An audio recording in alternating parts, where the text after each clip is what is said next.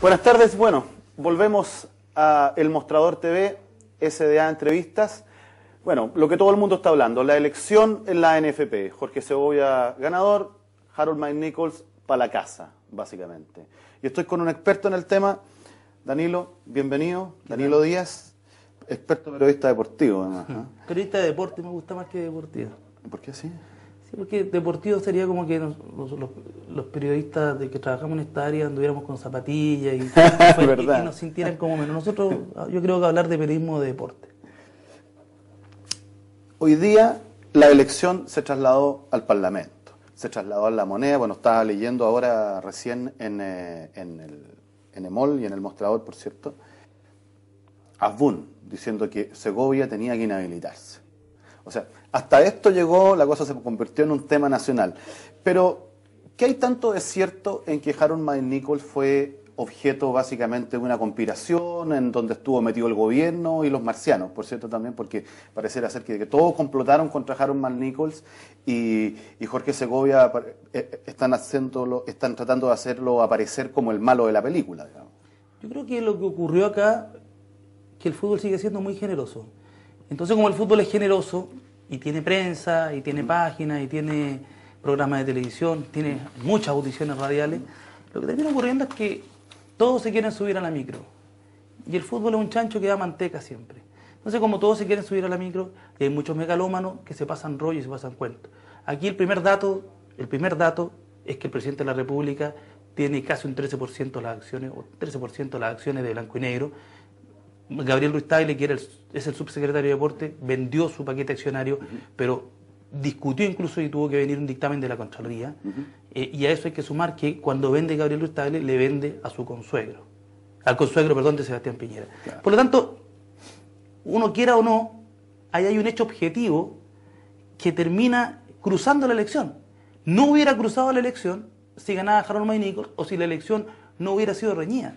Pero en el momento que la elección pasa a ser reñida, en ese instante, el tema pasa a ser importante. Si no, no era importante.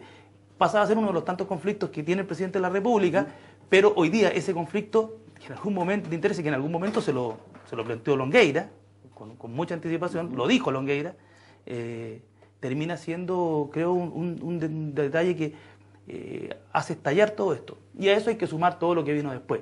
Pero la realidad que yo no creo en todo esto que se está hablando, de los telefonazos, etcétera. Los que estamos en el fútbol, porque yo tengo la posibilidad de escribir columnas, de comentar, estoy en la página web de DirecTVSport.net, pero nunca he dejado de reportear. Y los que reporteamos, y tú se lo puedes preguntar a los reporteros que van todos los días a la NFP, a Eduardo Figueroa de la Radio Bio Bio, a Sergio Gilbert del diario El Mercurio, a José Antonio Costo del diario La Tercera, a Marcelo Díaz de la Radio Agricultura, a Rodrigo Valdés de la Radio ADN, a todos los que van todos los días, sabían, a la gente de la cooperativa, al Chico Díaz o al propio Claudio Ribel, sabían todos, hace 2 meses, que la mano venía muy pesada para el actual directorio, para Harold Mike Nichols, que había un descontento. Este descontento se empezó a notar y a fraguar antes del Mundial. Hay un hecho que gatilla todo, que es cuando se conoce, me parece que fue en noviembre de 2008, o el año pasado, el 2009, no estoy seguro, cuando se da a conocer que el CDF va a generar los excedentes. Ahí ya comienza la discusión. Pero había ya una molestia, había algo en el ambiente que venía de hacía un tiempo, que había una disconformidad con la gestión de Harold Mike Nichols, con su trato con los clubes, lo que él dice que a lo mejor no les gustaba mi estilo, como yo. Claro, a muchos no les gustaba su estilo, porque también esto cambió, esto varió. ¿Y cuál era el estilo de Mike Nichols? Ya no son corporaciones de derecho privado sin fines de lucro, son sociedades anónimas y deportivas. Son negocios atendidos por sus propios dueños. Entonces, los tipos, en general los dueños, la mayoría de los dueños de los clubes son tipos de fortuna y no están acostumbrados a que lo hagan esperar, no están acostumbrados a que no los traten como ellos creen que deben tratarlo. Entonces, aquí también hay una cuestión de ego y de vanidades, pero también de entender, y aquí creo que esta legislación que se hizo fue hecha, creo que se modernizó la actividad por la legislación, pero quedaron muchos cabos sueltos. Y dentro de esos cabos sueltos, por ejemplo, están los estatutos del NFP, que hoy día están provocando este problema que tiene Jorge Segovia, que con los estatutos que es probable que hay una versión que indica que no podría ser presidente porque tiene inhabilidades y por lo tanto esto seguramente va a llegar al Ministerio de Justicia. Puede ser, es una de las alternativas que se está manejando. Pero aquí lo que quedó en claro también es que hay un modelo que es distinto con esta nueva estructura. ¿Y cuál es? Que por un lado está el fútbol profesional. Y por otro lado está el fútbol en general como un bien social, que es lo que coincide con Harold May Nichols. Y lo que viene a ocurrir ahora es que eso antes estaba todo unido porque era la antigua Asociación Central de Fútbol, después fue la NFP, los clubes eran corporaciones, era todo una mezcla. Pero hoy día los clubes tienen dueños que ponen lucas, algunos ponen muchas lucas. Ser dirigente de un equipo grande es fácil, porque tú pones las lucas, tienen administradores, etcétera, tienen accionistas, pero tienen muchas lucas porque tienen buenas recaudaciones, tienen los mejores sponsors, pueden acceder a los mejores jugadores, etcétera, etcétera, etcétera. Pero el dirigente, el dueño del equipo medio, Everton, Wander, Palestino, la Unión Española, San Luis Quillota, Wander, Coquimbo, entonces, se tienen que poner sus lucas. Entonces lo que está en discusión son sus lucas. Ya no son las lucas de nadie, es su plata. Y eso creo que hoy día es lo que ha quedado establecido, es lo que plantea en cierta medida Marcelo Bielsa cuando hace su monólogo, rueda de prensa del último, sí, de la semana, cuando él plantea de quién es el fútbol. Bueno, aquí está la discusión, de quién es el fútbol. Y yo creo que era una discusión pendiente que había, y a partir de ahora yo creo que va a venir algo. Quedó zanjado. Y quedó zanjado, pero no sé si tanto, porque queda zanjado que ganan la elección los que son los dueños, los que son los dueños, y ellos definen y no les importa lo que dice la opinión pública. Pero sí hay un detalle que es relevante, es cómo se va a administrar esto. Y aquí está la Federación de Fútbol. Entonces está el modelo que en muchas partes, la mayoría de los países europeos, hay un modelo donde hay una liga, que son los clubes profesionales, y por otro lado va la federación, que es la que se encarga del desarrollo de la actividad, los cursos de entrenador, de las selecciones menores, la selección mayor, etcétera, etcétera. Pero esa discusión en Chile no se ha dado, y no se había dado, y me parece que se va a terminar dando de refilón como consecuencia de lo que vino ahora, porque lo que termina ocurriendo es que los clubes, los 32 clubes, lo que estaban buscando, o más que los 32 clubes, los que ganaron, lo que estaban buscando es un presidente del fútbol profesional, no un presidente del fútbol. ¿Y cómo cayó en desgracia, básicamente, Harold, en esta pasada? Porque si uno lo mira en el último año, o sea, le dedicaron una portada en Revista Qué Pasa que decía el CEO que no sabe de la crisis, digamos, lo tenían absolutamente endiosado. Y de pronto empezó en picada. ¿Cómo? ¿Todo es que nunca estuvo en picada? Yo creo que... ¿O él fue siempre igual? ¿Tú te dices que fue siempre igual? Yo creo que la opinión pública siempre tuvo una muy buena valoración de él y de su gestión. Internacionalmente siempre le ha seguido yendo bien.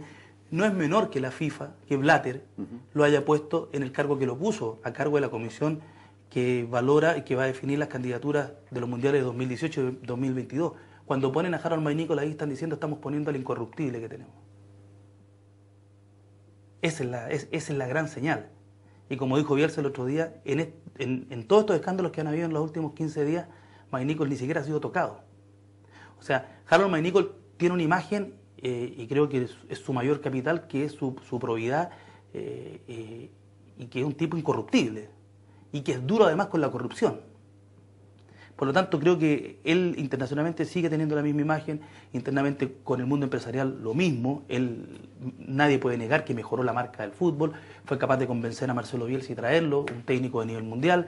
El fútbol caminó en general, mejoraron sustancialmente las competencias de cadete, se la jugó por el Mundial Femenino, porque muchos dicen que fue Sánchez el que lo pidió. Es cierto, lo pidió Sánchez, pero yo tengo el dato que May Nichols, Sánchez se encuentra en el aeropuerto de Montevideo, en Carrasco, y Sánchez le pregunta a May Nichols en su momento cómo conseguir recursos para construir un estadio en Peñalolén. ¿Te recuerdas que había la opción de construir un estadio en Peñalolén frente a la NFP? Que se hablaba de un estadio como a 15.000 personas, 20.000 personas, y ahí May Nichols le dice, postule mejor a los mundiales femeninos. Nadie quiere hacerlo, haga un mundial femenino, puede conseguir recursos del gobierno, la FIFA lo va a ayudar.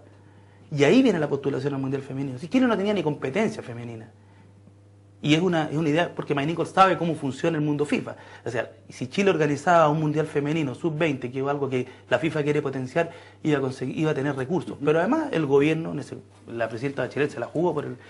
Porque lo que llama la atención es que con estas características, ¿cierto?, de May Nichols, es absurdo, digamos, que gane esto. No digo que los que han ganado sean un ejército de corruptos, ni mucho menos. Pero pareciera ser que si su gestión era así, un tipo rudo con la corrupción, un perfil, un tipo callado, pocas veces no daba mucha entrevista. A los medios de deportes sí, en general. Sí. Pero sobre el manejo de la NFP. Sí, de todo lo que venía ocurriendo. El problema es que él nunca entendió, y creo que ahí estuvo la gran discusión, que los clubes, los que lo terminan sacando, no estaban de acuerdo con su modelo de administración del fútbol internamente. Ese es el punto. Pero que perdían muchas lucas, ¿qué es lo que pasaba? Es que los clubes grandes, los 3 clubes grandes, no les gustaba el modelo de campeonato. ¿Ya? Ellos les gustaban los playoffs. Por ejemplo, Colo-Colo estuvo siempre por los playoffs. Pero sobre todo por la repartición de los excedentes.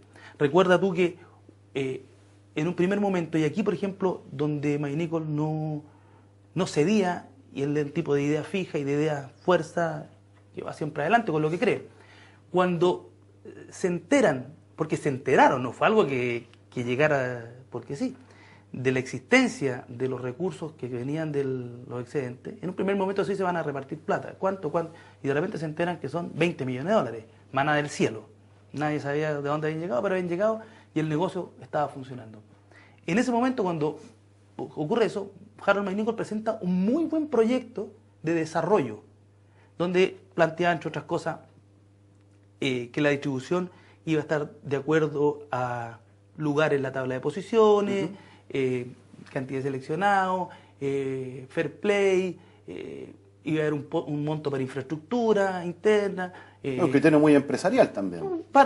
Concreto, el que le da mejor tiene más lucas. Pero también de desarrollo de la actividad.